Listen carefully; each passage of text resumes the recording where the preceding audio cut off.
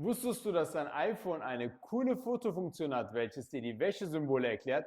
Somit wirst du nie wieder ein Kleidungsstück falsch waschen. Ich zeige dir, wie das geht. Wenn man nicht gerade ein Profi im Waschen ist, kann man diese Symbole schon mal schnell falsch verstehen.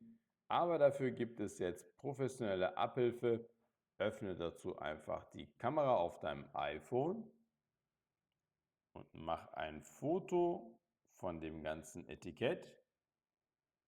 Geh dann in die Fotos rein und klicke hier auf das i.